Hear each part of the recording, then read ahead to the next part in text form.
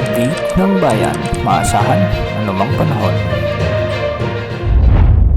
Magandang araw po sa ating lahat. Narito lang pinakaling update sa magiging lagay ng ating panahon sa araw na ito at sa mga susunod na araw. Sa kasalukuyan ay patuloy pa rin nating minomonitor ang paglapit sa kalupaan ng Bagyong Wilma at huli itong namataan sa layong 180 km silangan ng Borongan City, Eastern Samar. Sa pa rin itong tropical depression na may lakas ng hangin na umaabot sa 45 km per hour malapit sa gitna at pagbugsong umaabot sa 55 km per hour. Kumikilos ito ngayon ng mabagal ng pakanluran. Sa mga susunod na oras ay inaasahang tatama na ang sentro nito sa may Eastern Visayas o sa may Dinagat Islands.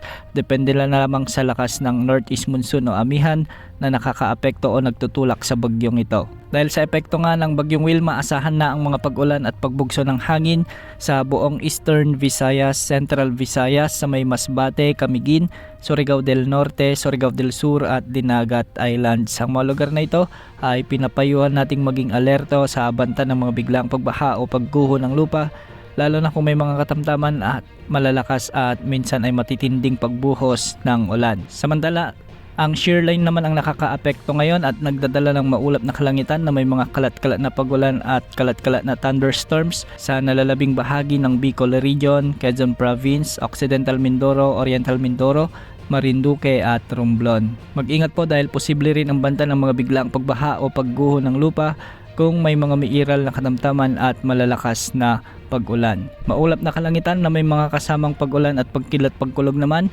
dulot ng Bagyong Wilma ang inaasahan sa may Northern Mindanao, Zamboanga Peninsula, nalalabing bahagi ng Visayas at sa nalalabing bahagi ng Caraga. Posible rin ang banta ng mga biglang pagbaha o pagguho ng lupa kung may mga katamtaman at malalakas na pag-ulan. Samantala, maulap na papawirin na may mga pag-ulan din ang inaasahan dulot ng amihan o northeast monsoon sa Cagayan Valley, Cordillera Administrative Region at Aurora. Dahil pa rin sa amihan, magiging bahagyang maulap hanggang sa maulap din ang mga kalangitan na may mga isolated light rains o makalat-kalat na mahinang pag-ulan sa Metro Manila at nalalabing bahagi ng Luzon. Sa nalalabing bahagi ng Mindanao, asahan din ang bahagyang maulap hanggang sa maulap na papawirin na may mga isolated rain showers and thunderstorms.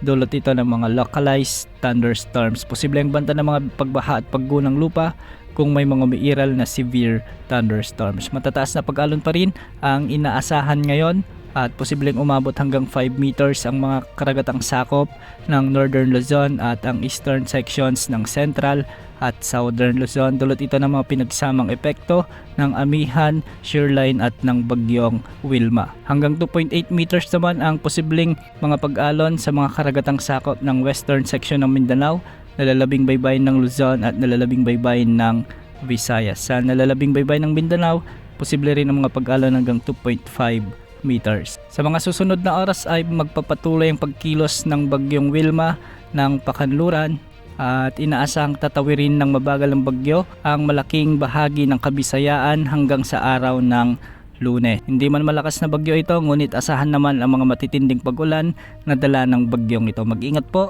Yan muna ang latest sa lagay ng panahon. Ito po ang weather update ng bayan. Maasahan anumang panahon.